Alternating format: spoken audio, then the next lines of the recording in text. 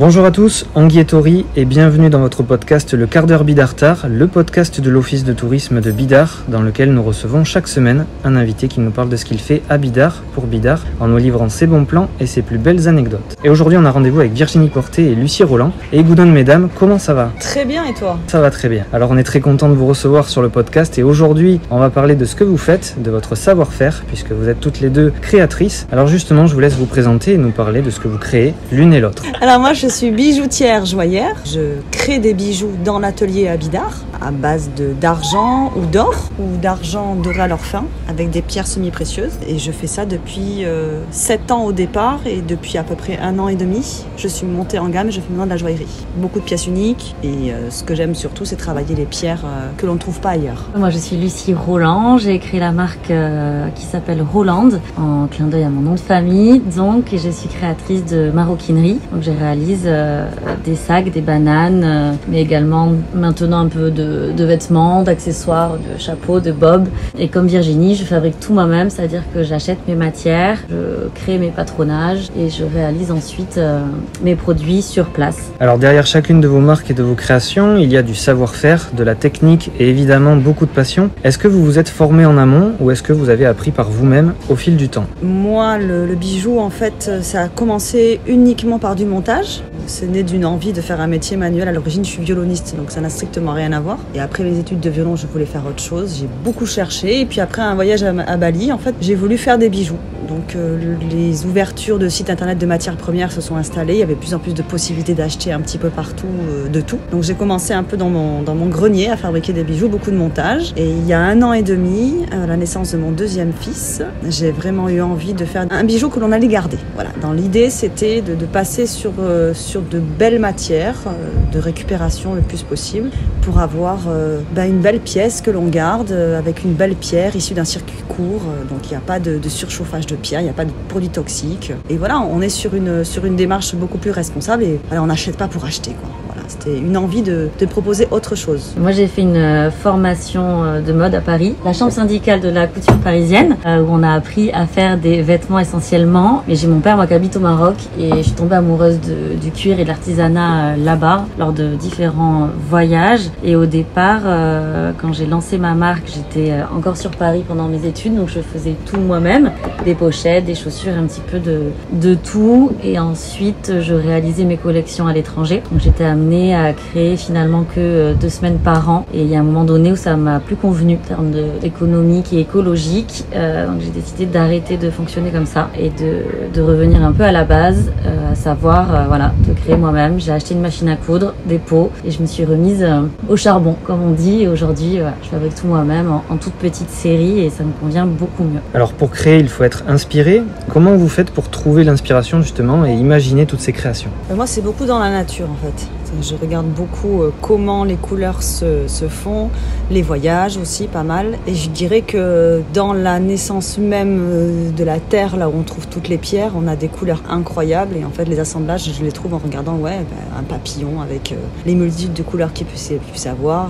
Et après, je crois que c'est aussi par rapport à ce qui me parle, quoi. J'ai juste envie de ne pas me poser de questions. J'ai envie de monter cette pierre de cette manière-là. Je la fais sans me demander au final, est-ce que c'est la tendance, est-ce que ça se fait? Je suis en roue libre complète. Quoi. Au feeling.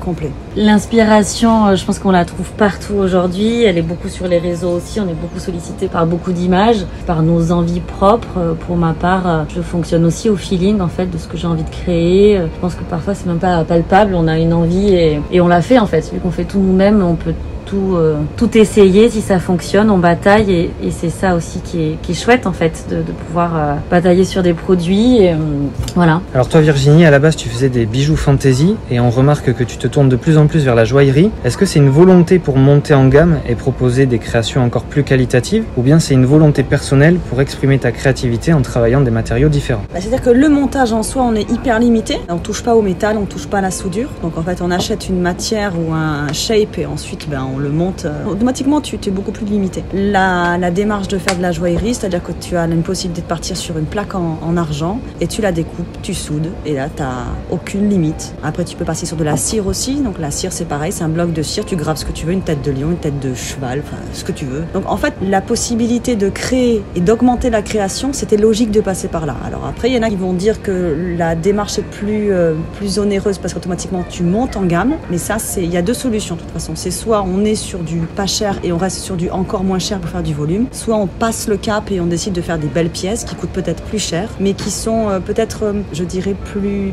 en adéquation avec ma vision de la vie. C'est-à-dire que je veux bien acheter, mais je veux acheter maintenant des choses que je garde. Et je pense qu'en plus, la clientèle que j'ai est aussi dans cette démarche-là. Je crois qu'en fait, en vieillissant, on va vers un autre niveau, quoi. Toi, Lucie, on a vu qu'au travers de tes créations, tu défendais aussi des valeurs éthiques et même éco-responsables. Est-ce que tu peux nous en dire un peu plus? De quelle façon, ou en tout cas nous expliquer comment tu t'y prends pour que tes créations soient en accord avec une mode durable et plus respectueuse de l'environnement? Alors ça revient un peu à ce que je disais tout à l'heure, que j'ai arrêté le fait de lancer des productions. Quand tu lances des productions, tu lances un nombre de pièces et donc tu as du stock ensuite que tu es amené à vendre. Et ce stock parfois dort et donc tu es amené après à le brader, etc. La démarche, elle part aussi là-dessus, c'est-à-dire qu'aujourd'hui, je fabrique essentiellement à la commande, c'est-à-dire que je vais avoir du stock en termes de matière, mais peaux brutes, mais pas de produits. Si j'ai une vente sur mon site, je vais la créer directement pour la vente. J'ai pas de stock dormant. Ensuite, les pots que j'achète, c'est des pots qui sont de l'Union européenne, à savoir d'Espagne et de France essentiellement. Et ensuite, on produit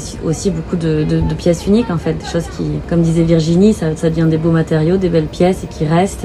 Et c'est une autre démarche, en fait. Alors, ça fait déjà un moment que vous travaillez ensemble, en tout cas dans le même atelier, puisqu'à l'époque, vous partagiez un atelier du côté de Bassilour, si mes souvenirs sont bons. Mais depuis quelques années, vous avez décidé de créer un atelier ensemble, en plein centre de Bidart. Il s'appelle Amaloura. Alors, dites-nous dans un premier temps ce que ça signifie, et puis racontez-nous aussi la naissance de ce nouveau projet au cœur du village. En fait, quand on était à Bassilour, on était avec beaucoup de créateurs. Donc, on était aux ateliers de Bassilour et la propriétaire a vendu les ateliers. Donc on est passé dans un autre espace pas très loin. Et par un concours de circonstances, en passant dans le centre-ville de Bidart, il y avait l'ancienne locataire du local qui cessait son activité. Donc en rentrant direct, on a écrit une lettre toutes les deux à la mairie en disant que voilà, on était intéressés pour prendre ce local. Mais ça a été un coup de cœur, ça a été hyper rapide. Très vite. Ouais. On a vu que c'était en liquidation, on a de suite écrit... Direct. Voilà, il faut quand même savoir que c'est un local qui appartient à la mairie, qu'on a été plusieurs sur le projet. Et en fait, ce qui est incroyable, et ça on remercie énormément la mairie pour ça, dont monsieur le maire, Manu, parce qu'il nous a fait confiance et il nous a permis de grandir en fait, parce que sans cet espace-là, c'est démarrer dans une boutique sans forcément avoir les moyens d'acheter le fonds de commerce. Là, on est très bien placé, on a une belle clientèle, on commence à se faire notre petit trou, on y est bien. Oui, aujourd'hui les gens viennent pour nous vraiment, ouais. Pour y trouver nos créations. Et on a voulu l'appeler Amaloura parce qu'en fait, quand on tourne la tête sur la gauche, on voit la Rune, et quand on regarde en face, on voit la mer, et Amaloura, c'est la terre-mer. En fait, au fur et à mesure, on a évolué dans notre manière de travailler. On a fait de plus en plus de choses nous-mêmes. Il faut savoir qu'on a quand même une marque de vêtements qui s'appelle Amaloura, qu'on crée nous-mêmes dans la boutique, tout est fabriqué. Et le tissu est acheté à Bayonne. C'est une marque de vêtements. Voilà. On coupe les tissus dans l'atelier et on les monte au Pays Basque. Donc en fait, on a aussi cette place de vêtements qui est existante. Donc en fait, on peut pas pousser les murs, quoi. Donc qu'on n'avait pas auparavant. Ouais. Et un atelier de plus en plus grand parce qu'on a de plus en plus de machines. On a besoin de personnes qui travaillent avec nous parce que on peut pas tout faire tout le temps, c'est pas possible. Donc voilà pourquoi on aimerait agrandir l'atelier. Voilà. Le message est passé. Le message est passé. Alors vous venez de le dire, vous accueillez aussi d'autres créateurs locaux au sein de cet atelier boutique. Comment ça se passe pour la sélection? Est-ce qu'il y a des critères à respecter ou vous faites en fonction de vos envies et de vos coups de cœur du moment? À la tête du client. Non, il n'y a pas de critères. C'est vraiment au feeling avec ce qu'ils vont proposer, d'où ça vient, comment c'est fait, que ça se rapproche aussi de nos valeurs finalement. On est aussi aujourd'hui en manque de place, donc ça va être sur de la décoration, des petites choses plus que des choses volumineuses. Donc en gros, Valbelle, elle fait des brumes de linge.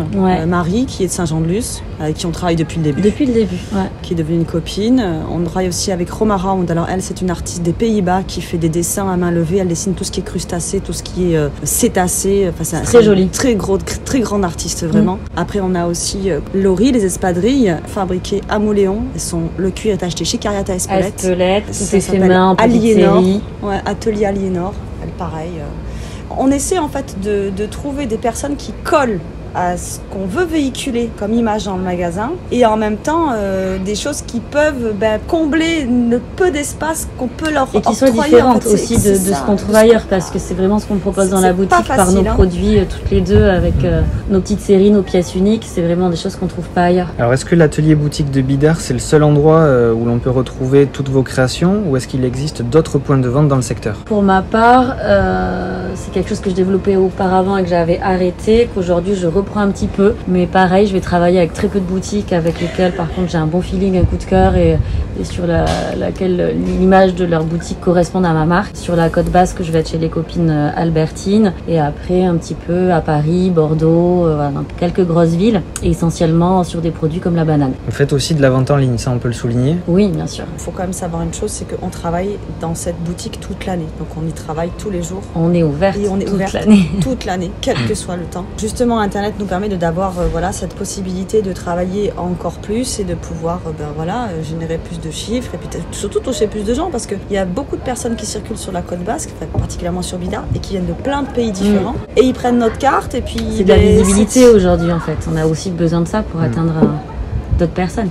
Alors on sait que vous adorez Bidart, que vous y sentez bien, donc si vous deviez élire votre endroit préféré du village, votre coup de cœur, ou en tout cas l'endroit où vous vous sentez le mieux, ce serait où?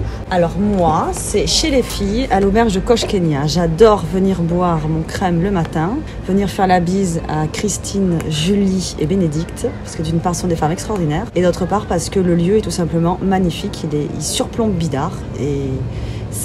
Elles ont la plus belle vue. Elles ont la plus belle vue, et puis voilà, c'est un coup de cœur à la fois humain et au niveau de l'endroit, quoi. Je crois qu'il n'y a pas d'autre chose qui... pour moi, c'est là-bas. Moi, j'aime beaucoup manger aussi chez Gachoucha. Leurs plats un peu typiques, mais qui sont très, très bons. Et je suis aussi beaucoup chez les filles là-bas pour le café, pour le petit verre de blanc après le taf. Le gin tonic. Et le gin tonic, faut le dire. Et c'est vrai que les filles sont adorables et l'ambiance est super. Bon, finalement, c'est pas très loin de là où vous vous trouvez, quoi. Il n'y a pas besoin d'aller bien loin pour profiter. C'est exactement ça.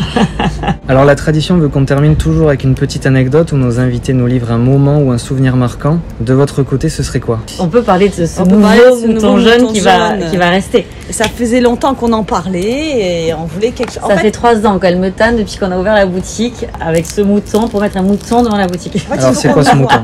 En fait, on est quand même excentré du centre. Pas tant que ça, mais on est un petit peu en retrait. Bien placé, mais moins visible. Exactement. Un peu plus bas. Et il y a une vieille tradition basque qui dit que lorsqu'on voit un mouton, normalement, il faut lui faire chocha. C'est très vieille, mais c'est vrai. S'il y a des vieux qui m'entendent, ils vont comprendre ce que je dis.